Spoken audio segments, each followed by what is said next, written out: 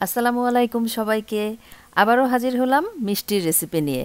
আজকে করে দেখাবো গোলাপ জাম মিষ্টির রেসিপি। আর এই মিষ্টিটা বানাবো পাউডার দুধ দিয়ে। ছানা দিয়ে গোলাপ জাম মিষ্টি বানানোর রেসিপি আমার চ্যানেলে দেয়া আছে, লিঙ্কটা এই ভিডিওর নিচে ডিসক্রিপশন বক্সে দিয়ে রাখবো। আর মূল রেসিপিতে যাওয়ার আগে একটা মিষ্টি ভেঙে দেখিয়ে দিলাম যে কতটা নরম জুসি হয়েছে। তো চলুন মজাদার এই গোলাপজাম মিষ্টির রেসিপিটা বানাতে কি কি লাগছে আর কিভাবে বানাতে হবে দেখিয়ে দেই পুরো প্রস্তুত প্রণালী। যে পাত্রে মিষ্টি বানানো হবে সেই পাত্রটার মাপ পারফেক্ট হওয়া খুবই জরুরি মিষ্টি পারফেক্ট হওয়ার ক্ষেত্রে। এখানে আমি 8/4 ইঞ্চি মাপের একটা হাঁড়ি নিয়েছি আজকে যে পরিমাণে মিষ্টি বানাবো সেটার জন্য। নিয়ে নিলাম 2.5 কাপ পরিমাণ চিনি, প্রথমেই শিরা বানিয়ে নিব। ফ্লেভারের জন্য দিয়ে দিলাম এলাচি, আর এইখানে পানি দিয়ে দিচ্ছি 2.5 কাপ পরিমাণ চিনির জন্য 3 কাপ পরিমাণ পানি ব্যবহার করছি। এবারে হাঁড়িটাকে চুলায় বসিয়ে জাল করে নেব। চিনিটা যখন গলে পানির সাথে মিশে যাবে এরপর 2 মিনিটের জন্য খুব ভালোভাবে ফুটিয়েই চুলা থেকে নামিয়ে নেব আর ঢাকা দিয়ে একটা পাশে রেখে দিব। এবারে শুকনা উপাদানগুলো রেডি করে নিচ্ছি। গোলাপজাম মিষ্টি বানানোর জন্য ফুল ফ্যাট পাউডার মিল্ক লাগবে 1.5 কাপ পরিমাণ নিয়েছি। 1/2 কাপ পরিমাণ অল পারপাস ফ্লাওয়ার বা ময়দা নিয়েছি। আর 2 চা চামচ পরিমাণ নিলাম বেকিং পাউডার। নিয়েছি 2 চা চামচ পরিমাণ সুজি। এর মধ্যে 2 টেবিল চামচ পরিমাণ জাল করে ঠান্ডা করে নেওয়া দুধ দিয়ে ভিজিয়ে রাখলাম। এবারে শুকনা উপাদানগুলোর মধ্যে দিয়ে দিচ্ছি 2 চা চামচ পরিমাণ ঘি। ঘিটা খুব ভালোভাবে এই শুকনা উপাদানগুলোর সাথে মিশিয়ে নিতে হবে। ঘিয়ের বদলে এখানে সয়াবিন তেলও ব্যবহার করা যাবে, তবে গোলাপজাম মিষ্টিতে ঘি ব্যবহার করলে ফ্লেভারটা বেশি ভালো আসে। খুব ভালোভাবে ডলে ডলে ঘিটা মিশিয়ে নিয়েছি। এখন এর মধ্যে দিয়ে দিব সেই ভিজিয়ে রাখা সুজি। এখন এর মধ্যে দিয়ে দিলাম ডাবল ক্রিম 1/3 কাপ পরিমাণ।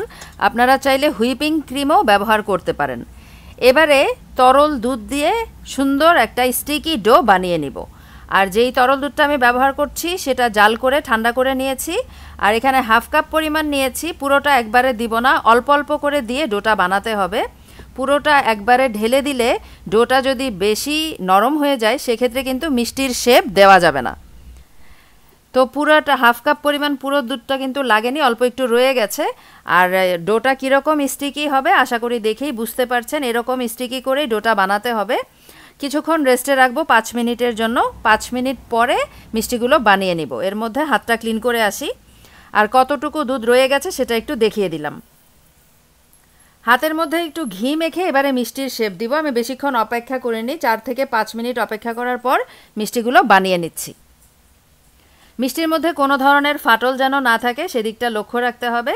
খুব মসৃণ করে গোল গোল শেপের মিষ্টিগুলো বানিয়ে নিতে হবে। পছন্দ অনুযায়ী সাইজটাকে ছোট বা বড় করা যাবে। সাধারণত মিষ্টির দোকানে যেই সাইজের গোলাপজাম পাওয়া যায় আমি সেই সাইজেরই বানিয়ে নিচ্ছি। সব শেষের অংশটুকু কিন্তু অনেকটাই ড্রাই হয়ে আসে মিষ্টি বানাতে বানাতে, তাই একটু ভালোভাবে হাতের মধ্যে নিয়ে চেপে চেপে মিষ্টিটার শেপ দিতে হবে।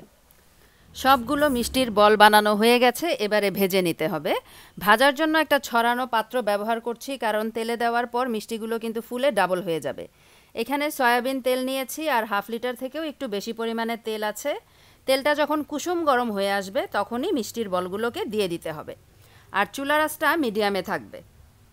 5 মিনিটের জন্য চুলার আঁচটাকে মিডিয়ামে রেখে মিষ্টিগুলোকে ভাজা হতে দিতে হবে। 5 মিনিট পরে মিষ্টিগুলো নিজে থেকেই কিন্তু উপরে ভেসে উঠবে। এরই মধ্যে অল্প অল্প করে হালকা হাতে একটু নেড়ে দিতে হবে যেন মিষ্টিটা চারপাশ থেকেই তেলের গরমটা সুন্দরভাবে পায়।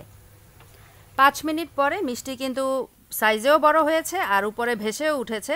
এ পর্যায়ে চুলার আঁচটাকে আমি হাই আঁচে করে আরও 5 মিনিটের জন্য নেড়ে চেড়ে মিষ্টিগুলোকে ভেজে নেব। 5 মিনিট পরে চুলার আঁচটাকে আবারও কমিয়ে দিব, মিডিয়ামে করে মিষ্টিগুলোকে কালার আসা পর্যন্ত ভেজে নিতে হবে। টোটাল 14 মিনিট সময় লেগেছে আমার মিষ্টিগুলোকে ভেজে নিতে। গোলাপজাম মিষ্টি কিন্তু কালো জামের মতো অনেক বেশি ডিপ বা কালো হবে না, মোটামুটি একটু লাল লাল হবে, খয়েরি টাইপের। তখনই মিষ্টিগুলোকে চুলা থেকে নামিয়ে নিতে হবে। ঘড়ি ধরে সময়টা চেক করে মিষ্টিগুলো বানালে মিষ্টিগুলো কিন্তু সুন্দরভাবে ভাজা হয়। গরম মিষ্টি সাথে সাথেই গরম শিরার মধ্যে দিয়ে দিলাম। আর এই গোলাপজাম মিষ্টি কিন্তু শিরাতে দিয়ে চুলাতে আর জাল করা হয় না, শিরাতে দিয়ে গরম মিষ্টি গরম শিরাতে দিয়ে ঢেকে এইভাবেই রেখে দিব সারা রাতের জন্য কিংবা 5 থেকে 6 ঘন্টার জন্য। ফিরে এলাম 6 ঘন্টা পরে। এর মাঝখানে আমি নেড়ে দিয়েছিলাম, মিষ্টিগুলো উল্টে পাল্টে শিরাতে ডুবিয়ে দিয়েছিলাম। আর মিষ্টিগুলো রস খেয়ে একদম ভারী হয়ে আছে, আর খেতে কিন্তু খুবই মজা হয়েছিল। ভেতরের অংশটা তো আগেই দেখিয়েছি, তারপর এই মিষ্টিটাও ভেঙে দেখিয়ে দিব যে কেমন হলো।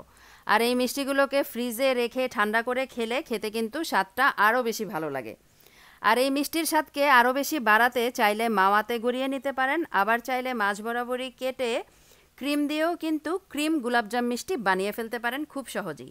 সেই ভিডিওটাও আমি শেয়ার করব খুব তাড়াতাড়ি। এই যে দেখতে পাচ্ছেন নরম তুলতুলে মজাদার গোলাপজাম মিষ্টি। তো এই ছিল আমার আজকের মিষ্টির রেসিপি ট্রাই করবেন। আশা রাখছি আপনাদের মিষ্টিও এরকমই পারফেক্ট হবে আর আমার টিপসগুলো আপনাদের কাজে লাগবে। আজকে এ পর্যন্তই। আল্লাহ হাফেজ।